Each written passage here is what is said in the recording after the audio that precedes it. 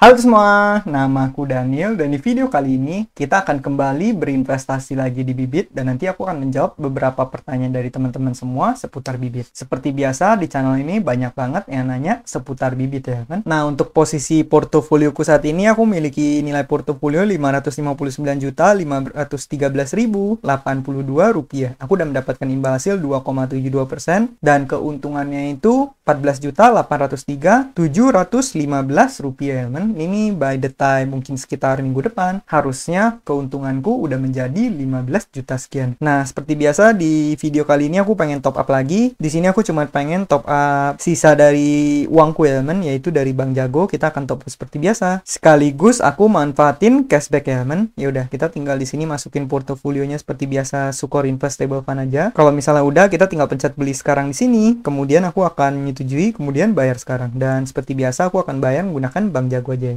Nah, di sini pembayaran berhasil. Kalau kita cek sekarang Bank Jagoku harusnya saldonya udah menjadi 0 dan sekarang saldoku udah menjadi 560.050.000 sekian ya, kan? Oke, beberapa pertanyaan yang aku jawab. Yang pertama dari Kak Josia Zakaria, kalau mau tujuannya untuk jalan-jalan ke luar negeri, jadi ngambil reksadana pasar uang atau obligasi. Nah, kalau misalnya pertanyaannya seperti ini, jawabannya hanya satu ya, men. Jawabannya adalah tergantung. Tergantung apa? Tergantung kamu pengen keluar negerinya kapan. Kalau misal kamu pengen keluar negerinya bulan depan, atau kalau misal kamu pengen keluar negerinya 3 bulan lagi, jawabannya tentu berbeda kalau misalnya kamu pengen keluar negerinya katakan 5 tahun lagi atau 10 tahun lagi. Tapi asumsiku di sini kalau misalnya kamu udah ngeset untuk jalan-jalan ke luar negeri, artinya itu kamu harusnya nggak bakal lama lagi ya, men. Mungkin asumsiku adalah di bawah 1 tahun. Nah, kalau misalnya di bawah 1 tahun, apakah instrumen yang paling cocok untuk diinvestasikan? Menurut aku pribadi, instrumen yang lebih cocok kamu gunakan adalah yang sifatnya lebih mudah dicairkan atau sifatnya lebih liquid. Apa itu? Itu adalah reksadana pasar uang ataupun reksadana pendapat tetap. Kalau misalnya reksadana pasar uang, itu akan cocok buat kamu yang pengen investasi katakan cuma 1 bulan, 3 bulan, 6 bulan, atau katakan cuma 1 tahun, mungkin akan lebih cocok menggunakan reksadana pasar uang. Nah, kalau reksadana pendapatan tetap ini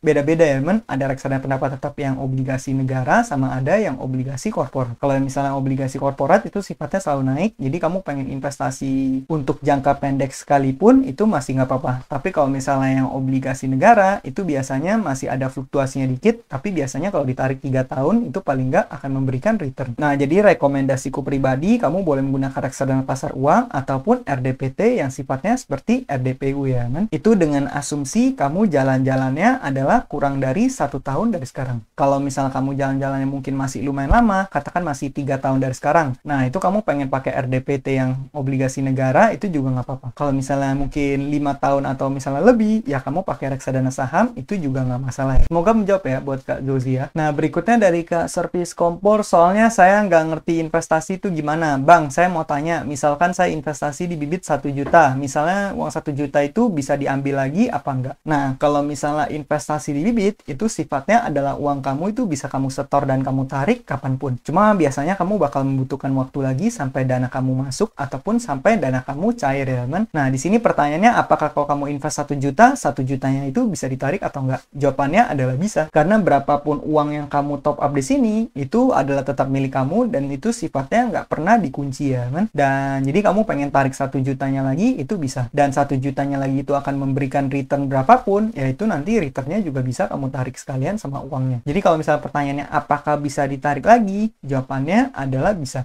Dan apakah dana kamu dikunci? Enggak ya, men. Ini berbeda dengan kalau misalnya kamu investasi di P2P lending atau misalnya kamu membeli deposito dari suatu bank. Kalau misalnya kamu masukin, ya dana kamu itu bakal dikunci tergantung dengan periodenya. Entah itu 3 bulan, 6 bulan, atau 9 bulan, atau 1 tahun, atau berapa bulan pun itu. Nah, kalau misalnya Bibit ini sifatnya lebih fleksibel. Jadi bagi kamu yang pengen taruh dana darurat, sebenarnya Bibit ini juga boleh kamu gunakan. Dan begitu juga aku di sini, aku naruh sekitar 560 juta. Kalau misalnya aku pengen narik uangku, ya bisa aja, men. Aku tinggal hari ini aku tarik, hari ini adalah hari Sabtu, tapi biasa Sabtu Minggu itu dia nggak diproses, jadi kalau aku hari ini tarik pun paling diprosesnya bakal mulai hari Senin, dan nanti paling uangku cair di hari Rabu ataupun Kamis. Jadi seperti itu ya, men. Kalau misalnya kamu masih pemula banget, kamu boleh cek videoku yang berjudul tutorial investasi bibit dari nol. Di situ aku ngejelasin semuanya secara detail buat kamu yang baru mampir ke channel ini. Semoga bermanfaat ya buat Kak Service Kompor. Nah, berikutnya pertanyaan dari Kak Tama Telegram. Halo Ko, boleh udah kasih insight kenapa RDUKO ada beberapa ya. Kenapa nggak dijadiin satu aja? Karena kan makin besar saldo, makin besar juga bunga perharinya. Terima kasih, Ko. Nah, kalau misalnya aku pribadi, kalau misal kamu lihat di portofolioku kan aku memiliki beberapa reksadana yang berbeda. Nah, walaupun posisiku adalah 100% di obligasi, tapi obligasi RDPT-nya itu berbeda-beda. Kalau misal kamu buka di sini, nih contohnya ya. Aku taruh di Sukor Invest Syariah Sukuk Fund, taruh Dana Mas Stabil, Sukor Invest Stable Fund, dan ini cuman SR. Nah, kenapa aku melakukan beberapa seperti ini? Jawabannya adalah untuk melakukan yang namanya diversifikasi. Tujuan dari diversifikasi apa? Tujuannya adalah untuk minimalisir resiko. Apakah sebenarnya bisa kalau misalnya katakan semua danaku aku langsung masukin aja ke Sukor Invest Syariah Sukuk Fund, atau semuanya langsung masukin aja ke Dana Mas Stabil? Jawabannya adalah bisa. Dan apakah bisa mendapatkan return yang lebih tinggi? Sebenarnya jawabannya adalah ya bakal mirip-mirip aja, teman. Karena di sini kan aku menggunakan beberapa RDPT yang returnnya juga nggak beda jauh. Ada yang 5%, ada yang 6%, mungkin kadang jadi 7%. Jadi kalau misalnya semua saldoku ini aku fokuskan ke satu reksadana, returnnya aku dapat akan kira-kira mirip aja dengan kalau misalnya aku melakukan diversifikasi. Tapi dengan aku melakukan diversifikasi, aku bisa meminimalisir resiko ya, teman. Jadi kalau misalnya ada satu yang kenapa-napa, aku nggak langsung kehilangan semua danaku. Damage yang aku terima akan jauh lebih kecil. Walaupun aku cukup yakin dari ketiga jenis RDPT ini nggak mungkin ada yang bakal kenapa-napa juga sih ya, teman. Jadi kalau misalnya ditanya kenapa nggak taruh di satu, jawabannya adalah untuk diversifikasi aja. Tapi kalau misalnya ditanya apakah kalau misalnya pengen taruh di satu itu nggak apa-apa, menurut aku pribadi nggak apa-apa. Apalagi kalau misalnya kamu memiliki dana kelolaan yang masih belum terlalu besar. Misalnya contoh kamu hanya naruh mungkin beberapa puluh juta. Nah, kalau aku pribadi, kalau misalnya masih di bawah 100 juta, mungkin aku rasa nggak perlu ribet-ribet untuk diversifikasi ya, kan? Mendingan waktunya kamu fokuskan untuk mencetak lebih banyak uang, supaya lebih banyak uang yang bisa diinvestasikan terlebih dahulu. Tapi kalau misalnya nanti saldonya udah mulai besar, katakan udah mulai ratusan juta, udah miliaran, atau mungkin lebih dari bahkan miliaran, nah itu akan lebih baik lagi kalau kamu melakukan diversifikasi ya, men. Jadi gitu ya. Semoga menjawab ya buat kata-mata Allegra. Nah, pertanyaan terakhir dari Kasiman Jutak Valdi 2092, iya kan masnya punya modal gede. Nah, jadi ini benar banget ya, men. Jadi yang namanya investasi sebenarnya ini adalah permainan persenan. Maka dari itu orang yang memiliki saldo yang lebih besar, orang yang memiliki capital yang lebih besar, dia lebih berpotensi untuk mendapatkan return yang lebih gede. Contoh kalau misalnya kamu mendapatkan 10% dari 10 juta, itu hanya 1 juta. Tapi kalau kamu dananya udah 1 miliar, 10%-nya itu udah 100 juta. Maka dari itu dalam berinvestasi sangat penting bagi kita untuk memiliki portofolio atau capital yang besar. Nah, jadi setelah mengetahui ini, apa yang bisa kita lakukan? Yang bisa kita lakukan adalah kita memfokuskan diri untuk mencetak lebih banyak uang, kemudian lebih banyak uang tersebut bisa kita gunakan untuk berinvestasi. Maka dari itu aku sering sebut kalau misalnya di awal sebenarnya nggak terlalu fokus ke investasi juga nggak apa-apa.